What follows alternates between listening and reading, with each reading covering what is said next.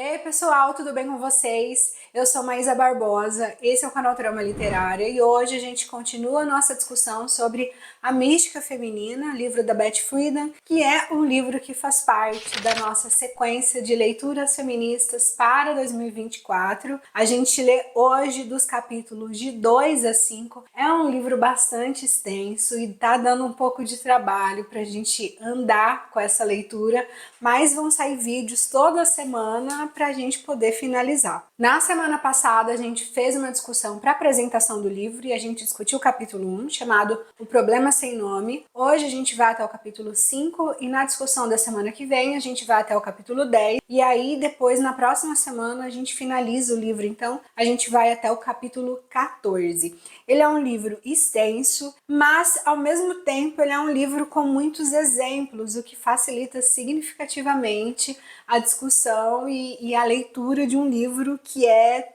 tão longo, que é tão extenso, tem mais de 600 páginas aí. Apesar disso, é um livro que eu tô gostando muito, porque ele marca a análise de um momento, de um período muito decisivo dos Estados Unidos, então é indispensável para quem estuda a fundo, faz um estudo a fundo das discussões e da crítica feminista, não tem como não passar pela mística feminina, assim como não tem como não passar pelo segundo sexo. Então a gente tem alguns livros aí basilares, esse é um deles, e a gente chegou ao momento de colocar ele aqui na nossa discussão. Se você está chegando por aqui agora, não se esqueça de se inscrever, ativar as notificações, curte o vídeo e também ajuda a gente na divulgação do canal. Manda para alguém que você acha que pode gostar das nossas discussões e assim a gente vai crescendo por aqui. Hoje a gente começa então com o capítulo 2, intitulado A Feliz Heroína Esposa Dona de Casa. Ela começa falando sobre uma discussão que a gente já tinha iniciado na semana passada. No capítulo 2, ela começa a falar sobre essa ideia de o quanto as mulheres se sentiram felizes quando elas viram outras mulheres com problemas iguais, com problemas parecidos. Então, quando começou esse movimento ali na década de 60 nos Estados Unidos, da formação de grupos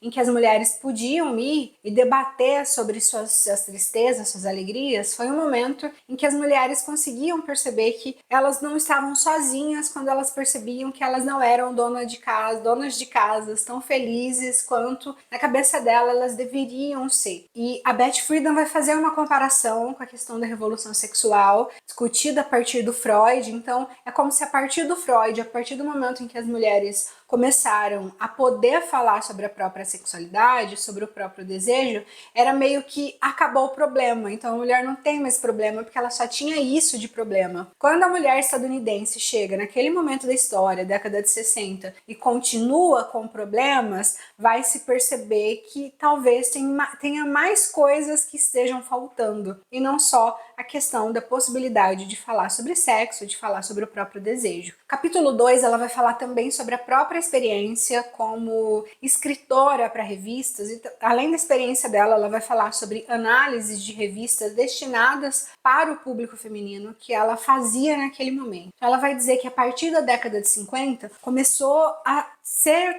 produzido um tipo de revista voltado para essa mulher com o objetivo de cerceá-la dentro do espaço doméstico. Então pegavam-se revistas escritas para mulheres e os temas iam ser como cuidar melhor da casa, como deixar o marido mais feliz dentro da casa, como conciliar o tempo de cuidado dos filhos com o cuidado da casa, como se manter bela também é muito importante, como despertar mais a atenção do seu marido. Então todos esses temas que a gente já conhece e já sabe que existem nas revistas. O que ela faz de inovador e de muito interessante aqui é mostrar pra gente que nem sempre isso foi assim. Então ela vai falar, por exemplo, sobre quem eram as heroínas que apareciam nessas revistas. E ela vai dizer que na década de 60 as heroínas eram mulheres que eram donas de casa. E ela vai dizer que nas décadas anteriores era comum haver outros tipos de heroínas, mulheres que estavam trabalhando nos mais diferentes espaços, mulheres que estavam pesquisando. Então é como se a situação da representação das mulheres nas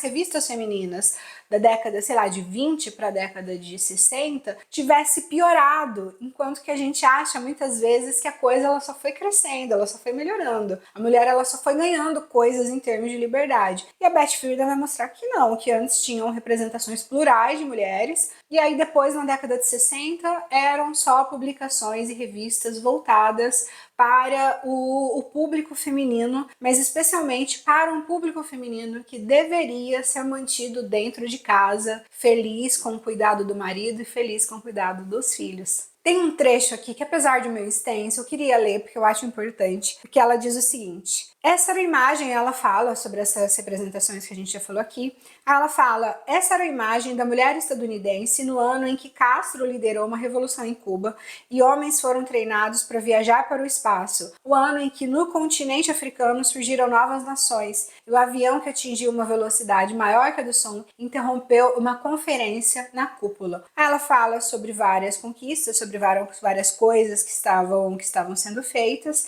e aí ela diz, mas essa revista que alcançava mais de 50 milhões de mulheres estadunidenses, a maioria das quais tinha concluído o ensino médio ou entrado na faculdade, não continha quase nenhuma menção ao mundo fora do lar. Então era um período de revoluções, era um período de coisas boas e ruins acontecendo no mundo, era um momento de conquistas e um momento também de várias coisas que estavam sendo perdidas.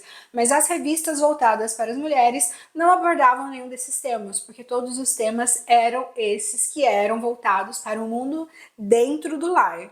Mais adiante ela vai dizer, então, que esse movimento de cercear a mulher de volta para dentro do espaço doméstico, ele foi muito bem sucedido, porque fez com que a mulher se obrigasse e se visse culpada quando não atingia padrões externos. Então, quando a mulher ela não se via desejosa de ser mãe, a culpa era dela. Quando a mulher não se via tão feliz no casamento, a culpa era dela também. Só que essa série de coisas acumuladas fazia com que essa mulher adoecesse. E não se tinha nome para essa doença, porque era uma doença típica de mulheres donas de casa, provocada por uma tristeza e por uma insatisfação consigo própria contínua e ampla. Então era como se essa mulher fosse adoecendo de tal forma que para ela era uma coisa que ela vivia sozinha, para ela era uma coisa que era culpa dela. E aí ela vai dizer o seguinte também: a mística feminina diz que a coisa mais valiosa para as mulheres e a única coisa com a qual devem estar comprometidas é a realização da sua própria feminilidade. Segundo ela, o maior erro da cultura ocidental durante a maior parte da sua história foi a desvalorização dessa feminilidade. Isso dialoga muito com o contexto que a gente vive atualmente, porque hoje a gente vai ter muitos conteúdos voltados para as mulheres sobre energia feminina, por exemplo. Então, se a mulher não está conseguindo um casamento bom, se a mulher não está conseguindo um parceiro forte, viril, determinado, porque ela não está com energia feminina o suficiente. Então, o discurso de culpabilização é exatamente o mesmo, apesar de hoje a gente já viver em uma época diferente. O discurso de a mulher é culpada por não ter um parceiro decente, a mulher é culpada por não ter conseguido manter o casamento. Então esse exercício de fazer com que a mulher se culpe, aí que tá o perigoso, porque não é alguém colocando a culpa na mulher, é todo um exercício discursivo que faz com que a própria mulher vai comprar a culpa para ela. Então ela própria que acha, não, ela que tá errada. Uma coisa que ela faz é contar várias dessas histórias que eram representadas nessa revista, porque como a gente percebe, eram revistas que também tinham espaços para textos ficcionais, e isso parece muito legal, porque eram textos com finais morais, assim. E um desses textos, ela vai falar sobre uma família que o marido não aceitava ter conta conjunta com a esposa. E a mulher, ela queria um dinheiro para ir almoçar com as amigas, para ir no salão, sem ter que ficar pedindo toda hora uma grana pro marido. E ela vai dizer que essa mulher resolve fazer, essa história conta que a mulher resolve fazer sanduíches para os colegas que trabalham na fábrica junto ao marido. E aí ela, como é mulher, ela não sabe fazer a conta muito bem, ela compra muito mais embalagem para os sanduíches do que o que era preciso. Então ela faz uma conta meio torta ali e fica com estoque de produto, de embalagem especificamente. Ela começa a fazer os sanduíches, ela quer fazer uma coisa, o marido fala para ela fazer meio que qualquer coisa, ela não, ela quer fazer uma coisa elaborada, ela quer fazer uma coisa que seja realmente atrativa, e ela começa a fazer ali pro primeiro dia. Só que nesse processo de começar a fazer, ela descobre que tá grávida. E se ela descobre que tá grávida, por que ela vai continuar trabalhando? Não tem razão para ela continuar trabalhando.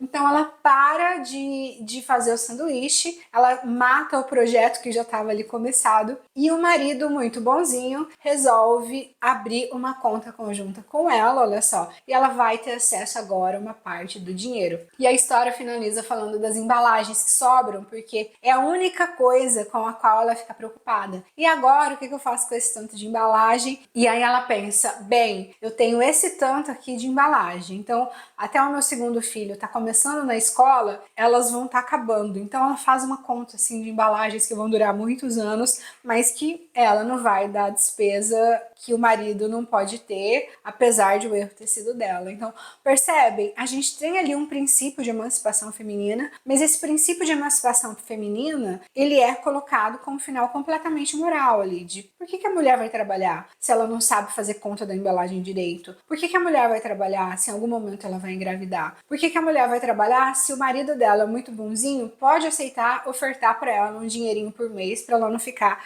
precisando pedir? E não era só essa história em só uma revista. Eram muitas histórias em muitas revistas que iam formando necessariamente um modo da mulher pensar sobre si própria. E aí, eu vou ler só o finalzinho ali de quando a gente tá acabando a história. Ela vai dizer assim, a partir da fala do marido: vou cancelar os pedidos, você é mãe, esse é o seu trabalho, não precisa ganhar dinheiro também. Era tudo de uma simplicidade tão bonita. Sim, chefe, murmurei, obediente e francamente aliviada. Gente, esse final dessa história é muito absurdo. Ela fala sim, chefe, e ela murmura aliviada porque não tem a obrigação de trabalhar. Claro que a vida do homem ela é muito mais difícil porque ele tem que trabalhar, então ela tem que agradecer por não fazer parte disso. E eram todas histórias desse tipo e com esse tom. Tem um outro aspecto que ela fala sobre isso, que é o fato de que, para muita gente naquela época, as mulheres realmente tinham uma condição intelectual menor, porque, como vai se apontar, as mulheres se interessavam menos por esse tipo de assunto, por assuntos políticos, falar de questão da racial, falar de questão histórica, falar de guerras. Então, para muita gente, como havia um interesse menor das mulheres em relação a isso, é como se houvesse uma intelectualidade menor. E uma coisa que a Beth Friedan vai falar sempre é, se você corta esse assunto da vida das mulheres, como que você quer que de repente elas apareçam adultas super interessadas em geopolítica? Então, para que as mulheres se interessem nesses assuntos, é necessário que esses assuntos estejam nas revistas femininas. Agora, se a revista feminina só fala de educação doméstica, de educação de filho, de cuidado de marido, de estética, não tem como a mulher se interessar por outro tipo de assunto, porque ela foi forjada para gostar daquilo. Falando nisso e terminando essa discussão, então, sobre o que a mulher, terminando o capítulo e falando sobre essa discussão do que a mulher pode querer, pelo que a mulher se interessa, ela vai dizer que a mística feminina é tão forte que vai fazer com que as mulheres cresçam sem saber quais são os desejos que elas podem desejar, quais são as coisas que elas podem querer, quais são as vontades que ela pode ter. Justamente porque como a mulher ela é forjada para desempenhar uma série de papéis e esses papéis eles estão todos voltados para dentro de casa, é como se houvesse um mundo lá fora que não interessasse essa mulher e não pudesse interessar por essa mulher, e ela não consegue perceber nem que ela pode se interessar por esse mundo lá fora, porque é como se houvesse uma barreira que coloca ela da porta para dentro. E como ela tá falando justamente desse processo de comparar o momento em que os Estados Unidos estão naquele momento com o que os Estados Unidos estavam vivenciando anteriormente, ela vai fazer justamente essa pergunta. A gente estava caminhando para mais emancipação, a gente estava caminhando para o aumento da educação das mulheres, porque houve toda uma revolução para isso. Então, o que fez com que as mulheres voltassem para o lar? O que fez com que as mulheres comprassem tanto, de uma forma tão bem vendida, esse discurso da mística feminina? E aí, no capítulo 3, ela vai falar sobre a crise da identidade da mulher. Porque ela vai falar, entre outras coisas, ela começa falando e ela conta uma história de uma mulher, assim como ela conta várias outras histórias, de uma mulher que ela estava caminhando ali para ter uma carreira acadêmica bem sucedida, ela estava indo para o doutorado, e nesse processo de caminhar para entrar no doutorado, ela estava pensando sobre isso. Eu quero fazer doutorado, eu quero passar por isso, eu quero vivenciar isso. Ela acaba que ganha uma bolsa. Então ela estava ali, tudo estava dando muito certo. Ela ganha uma bolsa para estudar, para fazer sua pós-graduação, para fazer seu doutorado. E aí ela toma a decisão de recusar a bolsa. Ela casa, ela tem filhos, ela vive de acordo com o que se espera dela. E no momento em que ela recusa a bolsa, essa mulher vai falar que sente um alívio. Então é como se ela tomasse uma decisão, e ter tomado essa decisão fosse uma coisa muito importante para ela. Só que essa recusa vai ser uma coisa que ela arrasta meio que como uma pedra pela vida inteira, porque é como se ela sempre voltasse para aquele momento, como se esse momento ele tivesse sempre com ela, porque ela vai perceber que ela não se desenvolveu da forma que ela gostaria, ela não fez o que ela gostaria e ela recusou a partir de uma outra coisa que ela também queria ser mãe, também queria casar, também queria viver aquela vida que se vendia para ela, mas é como se essa escolha ela fizesse com que ela tivesse que andar com esses dois caminhos a vida inteira. Tá, mas e se eu tivesse escolhido a bolsa? Que a minha vida seria diferente? A partir dessas várias histórias e de histórias comparando mulheres de períodos diferentes, ela vai falar que há uma complicação para as mulheres desse período que é muito significativa, que é a ideia de como se constrói uma identidade. Então, a partir do momento que você é forjada para viver de uma determinada maneira, a partir do momento que você é construída para desempenhar certos papéis, e aí vem as feministas na década de 20, na década de 30, nos Estados Unidos especificamente, promovem uma revolução, conquistam uma série de coisas para as mulheres, e aí as mulheres começam a precisar pensar sobre si por si próprias, precisam começar a descobrir quais são os seus desejos, quais são os seus talentos, quais são as suas carreiras que elas querem desempenhar, e tudo isso vai ser muito aterrorizador para a mulher, como ela vai dizer, tudo isso vai ser muito difícil, porque é como se tivesse que construir toda uma identidade do zero. E ela até faz a comparação com a trajetória masculina, que o homem passou por diversas revoluções ao longo da história, mas todas as revoluções masculinas sempre impeliram esse homem para mais independência, sempre impeliram esse homem para pensar cada vez mais sobre si próprio, enquanto que os momentos em que isso tinha acontecido na vida das mulheres estadunidenses tinham sido muito poucos, então é como se houvesse uma página em branco ali, meio que difícil de ser preenchida, meio complicada de ser preenchida, e que precisava ser preenchida agora com escolhas, com sujeitos, com mulheres que ainda não tinham muitas referências, nem históricas, nem familiares, nem sobre seus próprios desejos, de como que elas podiam articular isso, tá? Mas quem eu vou ser agora? Quem que é a minha inspiração? Se as minhas inspirações são outras donas de casa, são mulheres da minha família, são pessoas que vivenciam uma vida com a qual eu fui forjada para ter até agora. Então, como que de repente eu preciso ser uma mulher independente, livre, autônoma, se eu nem sei como isso funciona muito ainda direito? E aí tem outro trechinho aqui, hoje eu tô lendo muitos trechinhos, mas porque essa parte realmente é muito boa. Ela diz assim: tudo isso dava às meninas a sensação de que poderiam ser o que quisessem, com a mesma liberdade que os meninos, diziam os críticos.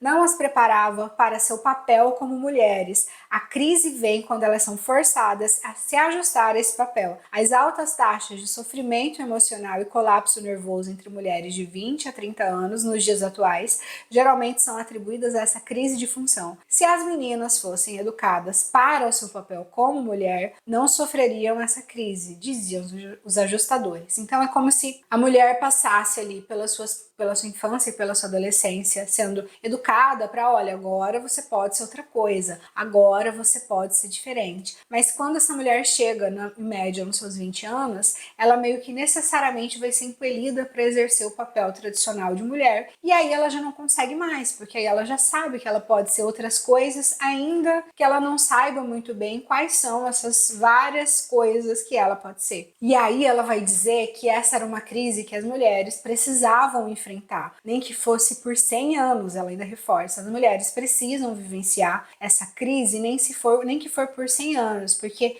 essa crise mostra que as mulheres são adultos incompletos, elas não são homens, porque os homens sempre foram educados para construírem sua autonomia, para buscarem sua própria identidade, e as mulheres não. Então é como se a mulher tivesse que fazer isso pela primeira vez, e por fazer pela primeira vez vai gerar uma crise que vai precisar ser enfrentada por gerações. E ela ainda diz, meio ironicamente, as mulheres precisam enfrentar essa crise apenas para se tornarem humanos por completos. Ou seja, é como se a gente fosse... a Beauvoir fala disso em O Segundo Sexo, é como se a gente fosse meio faltosa, né? Como se a gente fosse ali um corpo adulto, mas esse corpo adulto ele não é um corpo completo, porque as mulheres nesse período histórico ainda não têm noção da possibilidade de coisas que podem fazer, do que podem ser, do que podem querer e do que podem desejar, para além das posições tradicionais.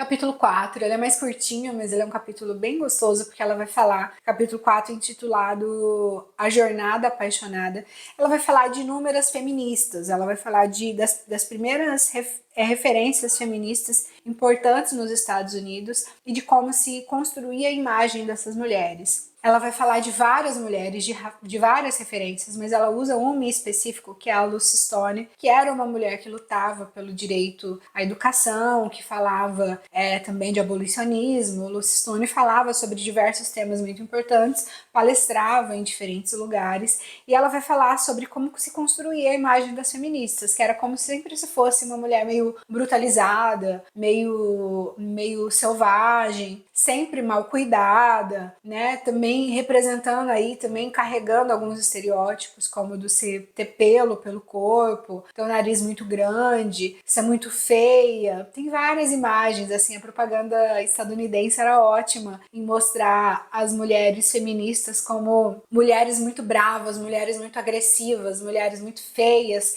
e que iam fazer com que as mulheres, as delicadas, as gentis, as belas donas de casa também fossem se tornar daquela maneira, também fossem ser daquela maneira.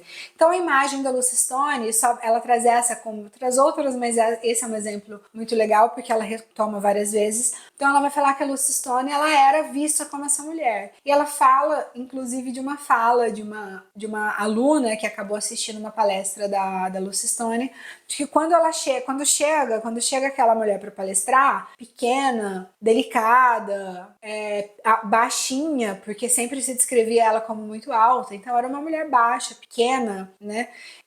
Muito arrumadinha, com as roupas tradicionais que mulheres da época usavam, ela toma um susto, porque ela estava esperando chegar uma mulher ali agressiva, brigando, gritando, e ela fala, ué, qual é a verdadeira imagem da Lucy Stone? Então, no momento em que essas imagens elas eram reduzidas, no momento em que havia uma direção de como essas imagens eram produzidas, aliás, era muito fácil definir qual era o tipo, qual era o estereótipo da feminista. E vale lembrar que essa distinção ela permanece até hoje. Até hoje a gente tem comparações de eu sou feminina, eu não sou feminista, tem umas falinhas meio bobas, assim, infantis desse jeito, mas é como se até hoje esse estereótipo ele se mantivesse e até hoje fosse muito importante para um grupo de mulheres se manter como uma imagem, muito diferente das feministas, porque ninguém quer ser essa mulher brutalizada que, como se diz aqui no texto, grita como soldado, ninguém quer ser representada como essa mulher. E aí, essa distinção, ela permanece válida até hoje para muitas mulheres que querem ser femininas, delicadas, gentis e não um brutamontes, como geralmente é uma feminista no imaginário popular. Mas também é importante falar sobre como se espera a docilidade das mulheres e qualquer gesto de impelir a própria voz, de falar mais alto, de falar sobre suas vontades, de deixar claro seus desejos, também é visto com muita brutalidade. Isso também é uma constante. Então, a mulher que fala sobre si claramente, que fala sobre seus desejos claramente, não raro ela vai ser entendida como uma mulher bruta, agressiva, grosseira, mal amada, enquanto que esse discurso, como a gente sabe bem, ele é muito tranquilo para homens. Homens podem ser um pouco mais agressivos, um pouco mais rudes, um pouco mais incisivos, sem ser considerados grosseiros e mal educados.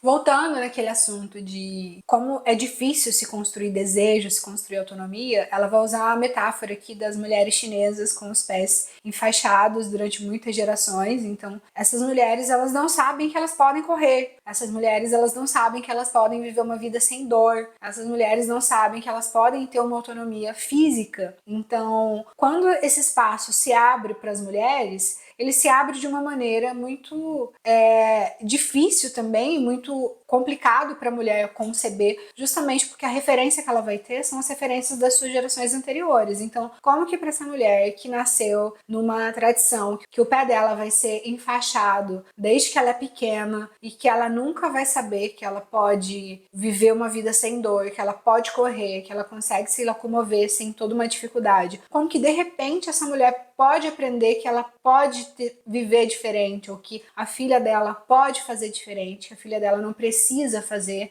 tudo aquilo que ela fez e passar por tudo aquilo que ela passou, se todas as gerações dela viveram de modo diferente. Então, não dá para comparar quando se fala sobre o processo de emancipação, não dá para dizer que as mulheres elas podem fazer, não dá para dizer que as meninas podem fazer tudo que os meninos fazem, porque os meninos eles já crescem desde pequeno, tendo suas referências anteriores que mostraram para eles o que eles podem ser, o que eles podem fazer, enquanto que as mulheres meio que estão continuamente construindo isso do zero. Ainda hoje a gente vai ter múltiplas referências quando a gente olha para nossa história, para as nossas gerações anteriores. Então, e as nossas gerações anteriores nem sempre são marcadas pela presença de mulheres autônomas. Então, a gente constrói a nossa subjetividade de uma forma muito diferente do modo como os homens constroem sua própria subjetividade. Capítulo 5, ela vai falar muito mal do Freud. O capítulo 5 é intitulado O Solipsismo Sexual de Sigmund Freud. E ela vai fazer uma crítica muito contundente, incisiva em relação a como o Freud divulgou as teorias relacionadas às mulheres, a questão da feminilidade, a questão da repressão sexual. Então ela fala muito pouquinho sobre as contribuições do Freud e depois ela desce a lenha. Porque ela vai falar, primeiro, é importante ela falar sobre isso, porque ela vai falar que as teorias do Freud meio que foram abraçadas como verdade absoluta a partir da década de 40. Então ela vai falar que isso chega de uma maneira como verdade. Então vai se dizer sobre as mulheres, quando se pega esse discurso do Freud e se aplica ao modo como as mulheres estadunidenses viviam, isso vai ser recebido como não, é isso aqui, é por isso aqui. Como a gente sabe, pegando aí muito superficialmente a teoria do Freud em relação às mulheres, ele vai dizer, e isso também foi abraçado, e essa parte foi abraçada também como verdade, mas também pegando a teoria de modo superficial, mas em todo caso, a explicação que se vai dar para as frustrações femininas, para as insatisfações femininas, é a famosa inveja do pênis. Então, se a mulher não tem pênis, ela inveja o homem que tem pênis e por isso ela vai ser frustrada, porque é como se ela não percebesse que ela tem que desempenhar certas funções. E aí ela vai dizer uma coisa que eu acho muito boa, que isso explica por que é tão difícil a gente avançar. Porque ela vai dizer o seguinte: para a mulher moderna é muito mais difícil questionar a nova mística do que os velhos preconceitos. É muito mais fácil você criticar o feminismo do que criticar as velhas tradições. Porque as velhas tradições, por mais que elas sejam ruins, a gente já conhece, a gente já sabe como funciona, a gente já sabe como dar errado. Agora, uma mudança, eu preciso assimilar, eu preciso aprender. Então isso vai acontecer muito. Isso chega de uma maneira muito alterada, de uma maneira muito diferente. Então, precisar aprender tudo isso novamente dá também um bom trabalho. Mas em relação ao Freud, ela vai dizer uma coisa que é muito importante, que ela vai dizer que, ao mesmo tempo que ele tentava criar uma base nova para a cultura, ele também não conseguia escapar à própria cultura. Então, ele vinha de uma formação, ele vinha de uma tradição, ele vinha de uma família que funcionava de acordo com regras muito conservadoras. Então ela até usa um exemplo que ele vivia numa casa com suas irmãs, então a partir do momento que o piano das irmãs começou a dificultar o aprendizado dele, começou a dificultar a vida do menino Freud, logo o piano desapareceu. Então, as potencialidades das irmãs foram meio que ali apagadas, porque atrapalhava, olha só, o aprendizado, o potencial, a capacidade do menino ali de fazer as coisas que ele fazia. Então, ele vem dessa família e o modo como ele viveu na sua família vai se refletir também no modo como ele desenvolve uma teoria ali de repressão sexual, uma teoria que fala da feminilidade, do feminino, enfim. Aí ela vai falar sobre tudo isso. E ela vai falar sobre o fato de que Freud via as mulheres como bonecas infantilizadas. Era como se o modo como ele pensasse a teoria da repressão sexual e tentasse muito positivamente mostrar que boa parte da histeria que as mulheres desenvolvia era por causa da repressão sexual, é como se ele não conseguisse pensar para além disso. Ele não conseguisse pensar em outros aspectos culturais. Tá, a partir do momento que a gente pensa sobre repressão sexual das mulheres, a gente consegue um ganho gigantesco. Mas a partir do momento que a gente não consegue enxergar para além disso, entender que nem tudo gira em torno desse aspecto cultural, aí a gente fica com uma teoria deficitária, porque há outros elementos para analisar. E aí ela vai analisar cartas do Freud para sua esposa. E tem uma carta que ele diz assim: eu sei, afinal, como você é doce, como consegue transformar uma casa em paraíso, como vai compartilhar meus interesses, como será alegre e ao mesmo tempo cuidadosa. Vou deixar que você comande a casa como bem quiser, e você vai me recompensar com seu doce amor, elevando-se acima de todas as fraquezas pelas quais as mulheres são tantas vezes desprezadas. Depois ele diz: você é delicada demais e isso é algo que precisa corrigir, pois o que um de nós dois faz será também responsabilidade do outro. Você é minha mulherzinha preciosa e mesmo que cometa um erro, ainda assim continuará sendo. Olha como era bonzinho o menino Freud. E aí ele chama ela sempre por apelidinhos muito infantilizados. E aí mais adiante o Freud, entre as cartas, vai se revelar que ela na verdade se mostra uma mulher muito mais autônoma do que ele desejava, que não queria fazer parte de algumas coisas que ele queria e de compartilhar os interesses dele. E isso vai fazer com que o Freud fique meio frustrado, assim, de como assim essa mulher não quer viver o que eu quero que ela viva? Como assim ela não se interessa tanto pelo meu universo? Então, por mais que ela tenha sido uma boa mãe, uma boa esposa e desempenhasse suas funções muito bem, é como se isso ficasse faltoso, como ela não fosse, como se ela não fosse uma mulher completa, ou uma mulher tão digna, porque ela não aceita se subjugar aos desejos que ele quer que ela se submeta. E ele fala ainda numa entrevista, ele fala que a questão que ele nunca consegue responder sobre a alma feminina é o que a mulher quer. E isso é muito maluco, porque ele tá tentando responder pelas mulheres o que a mulher quer. O que a mulher quer? Enquanto que talvez o caminho seja esse que a gente tenta fazer agora, de perguntar para a própria mulher o que será que a mulher quer. E aí, para finalizar, ela vai fazer diversas outras críticas à teoria freudiana, sempre